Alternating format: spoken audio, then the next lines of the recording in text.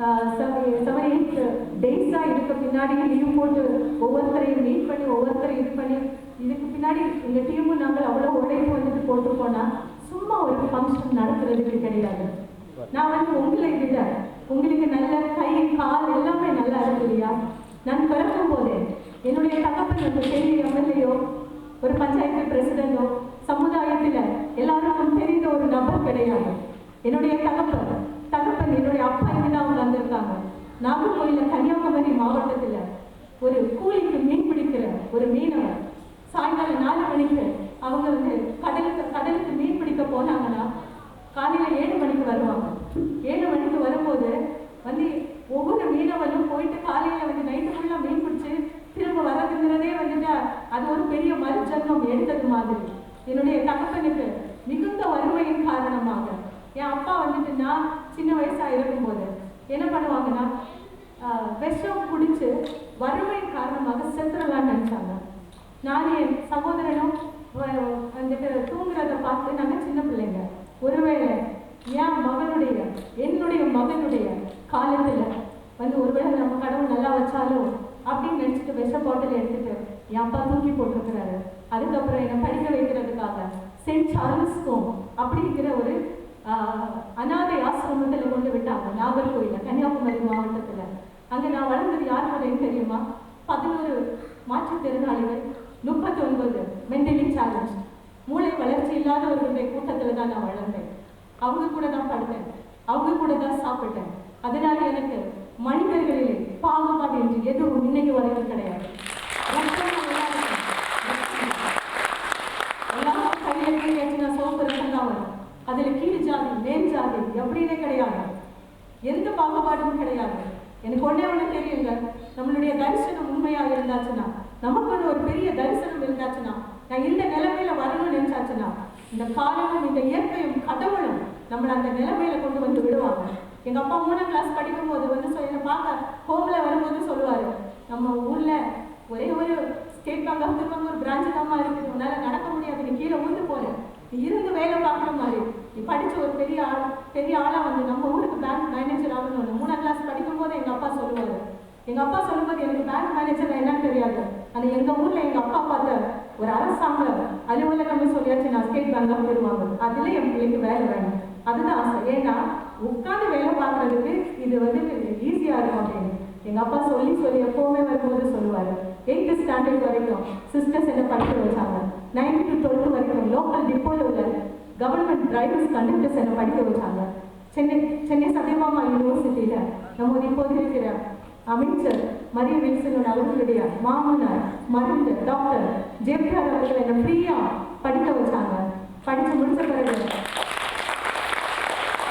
All India லெவலில் 2000 பேருக்கு 2000 பேர்லேருந்து 100 பேரை ஷார்ட் லிஸ்ட் பண்ணாங்க. எந்த கோட்டா இல்லாமல், இது பிசிக்கலி சேலஞ்சு எந்த துறை இல்லாமல் மெரிட்டில் 2000 பேர்லேருந்து 100 பேரை தெரிஞ்செடுத்ததுல என்னுடைய பேரும் இருந்துச்சு. இன்டர்வியூ போகும்போது எப்படி தெரியுமாங்க, ரூம் எடுக்க பாம்பேல காசு இல்லை. தாதர் ரயில்வே ஸ்டேஷன்ல அந்த வெயிட்டிங் ஷெட்லேயே நார்த் இந்தியாவில் உள்ள ரயில்வே ஸ்டேஷனும் பாத்ரூம் எப்படி இருக்கணும் உங்களுக்கே தெரியும். அங்கே வந்து அவ்வளோ கஷ்டத்தில் அங்கேருந்து நான் கிளம்பி போனேன் இன்டர்வியூக்கு. அப்படிப்பட்ட நிலைமையில் நான் இன்னைக்கு வளர்ந்து வந்து இன்னைக்கு நான் இருக்கேன். ஏன் தெரியுமா இப்படி ஒரு ஃபங்க்ஷன், எதுக்கு தெரியுமா இப்படி ஒரு ஃபங்க்ஷன் வந்துட்டு சாப்பாடுக்காக மற்றவங்களுடைய கையை நான் பார்த்துருக்கேன். 8ஆம் கிளாஸ் வரைக்கும் உளுந்த வடை இல்லை, 12th படிக்கிற வரைக்கும் நான் நிறைய இடத்துல சொல்லியிருக்கேன், உளுந்த வடைனா என்னன்னு தெரியாதுங்க. 12th படிக்கும்போது ஏதோ சிலர் எங்களை பார்க்க வந்தப்ப ரவுண்டாக ஏதோ கொடுத்தாங்க, நடுவில் ஓட்டை இருந்துச்சு, சாப்பிட்டு பார்த்தா நல்லா இருக்காது, என்னன்னே தெரியாது. காலேஜ் ஃபர்ஸ்ட் இயர் படிக்கும்போது அம்மா ஹாஸ்டலில் பார்க்கணும்னு சொன்னேன். அம்மா போன வருஷம் ரவுண்டாக ஒன்று கொடுத்தாங்க, நடுவில் ஓட்டை இருந்துச்சு, செம்மையாக இருந்துச்சு, அப்படி வாங்கி கொடுங்கம்மா வரும்போது அப்படின்னு கேட்டேன். எங்கள் அம்மா அதிகசத்தை வாங்கிட்டு வந்துச்சு. ஐயே இந்த டேஸ்ட் இல்லை. லாஸ்ட்ல ஒரு நாள் வீட்டுக்கு லீவுக்கு வரும்போது இதயம் நல்ல நேர ஜோதிகா அப்படியே உளுந்தவளை எடுப்பாங்க. இதை பார்த்துதான் இதைத்தாமா நான் கேட்டேன். அதாவது அப்படிப்பட்ட வறுமையில நான் வாழ்ந்து வந்தது. இன்னைக்கு வந்து உங்களுக்கு இப்படி ஒரு ஃபங்க்ஷன் நடக்கும்னு சொல்றது என்னன்னா, சாப்பாடுடைய வேலை என்னன்னு தெரியும். அதுக்கப்புறம் மக்கள் ரோட்ல நிற்கக்கூடாது, இதுதான் என்னுடைய. ஒரு தேசத்துல சாப்பாடு இல்லாம வயிற்று பிழைப்புக்காக ஒரு சமூகம் ரோட்டோரத்துல நிற்குதுன்னா அது அந்த தேசத்துக்கு சாபம், அது அந்த தேசத்துடைய சாபம்.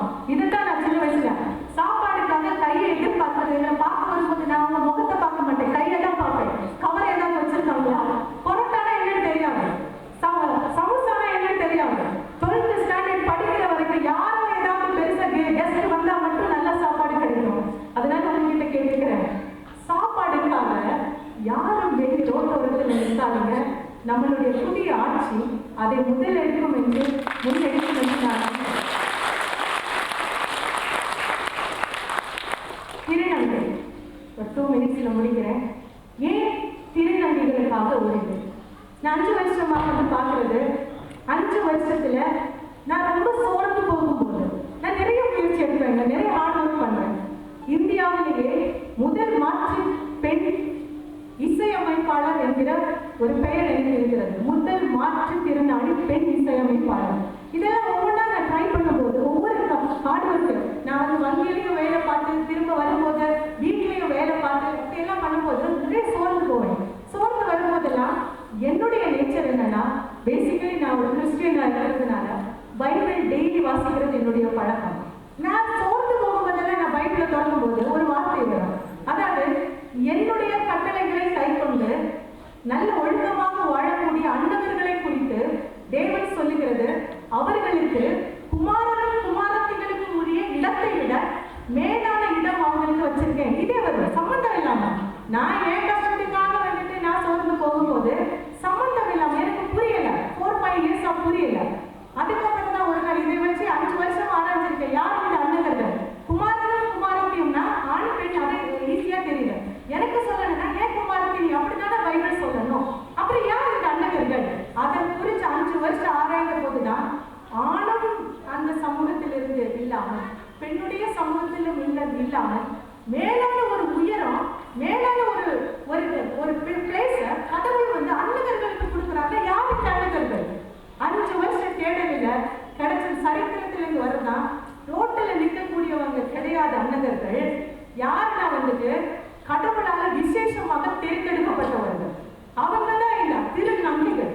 இதை பற்றி வாசிக்கும்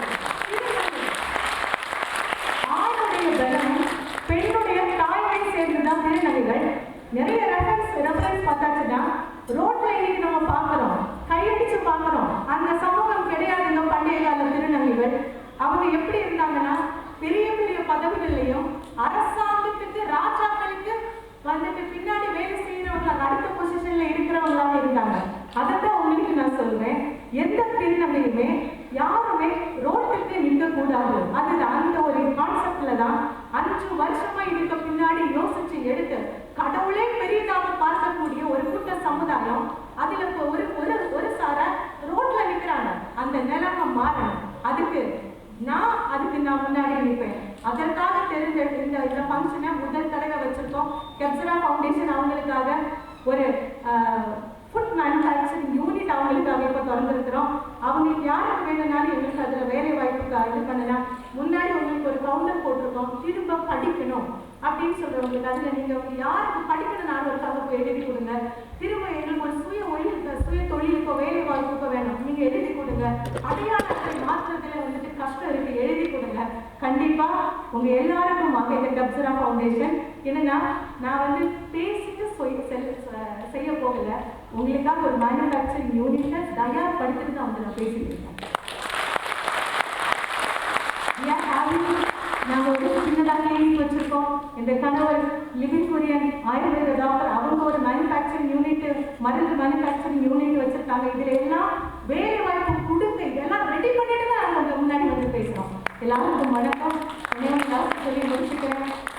இந்த தோல் இருக்கு இல்லையா, இந்த தோல் இதுக்கு ஒரு எக்ஸ்பைரி டேட் இருக்கு. இந்த அழகு இருக்கு இல்லையா, ஒரு எக்ஸ்பைரி டேட் இருக்கு. இந்த மூச்சு இருக்கு இல்லையா, ஒரு எக்ஸ்பைரி டேட் இருக்கு. எதையுமே எப்படி வேணா பண்ணலாம், எப்படி வேணா வாழலாம், எல்லாத்துக்கும் ஒரு எக்ஸ்பைரி டேட் இருக்குங்க. The skin is having an expiry date. ஒரு நாள் மூச்சு நின்றுச்சுன்னா எல்லாரும் போக வேண்டியதுதான். அதனால உங்களுடைய உடம்பு தேவனுடைய ஆலயம், உங்களுடைய உடம்பு கடவுள் வாழுகிறாங்க. அதனால அந்த உடம்பை கேர் பண்ணிக்கோங்க. ஒருத்தரை சமத்துவமா பாருங்க, யாரையும் ஒதுக்கி வைக்காதீங்க. 2 கால் நடக்க முடியாம இடுப்புக்கு கீழே ஊசி போட்டு தளர்ந்து போது என்னை உங்க முன்னாடி கடவுள் நிறுத்துவாருங்க. நீங்க எல்லாம் உங்களுக்கு எல்லாம் நல்ல கால் நல்ல கை எல்லாமே இருக்கு. எங்கேயோ போய் உயரத்துல இருந்தீங்க, கொஞ்சம் முயற்சி செஞ்சா போதும். God bless you.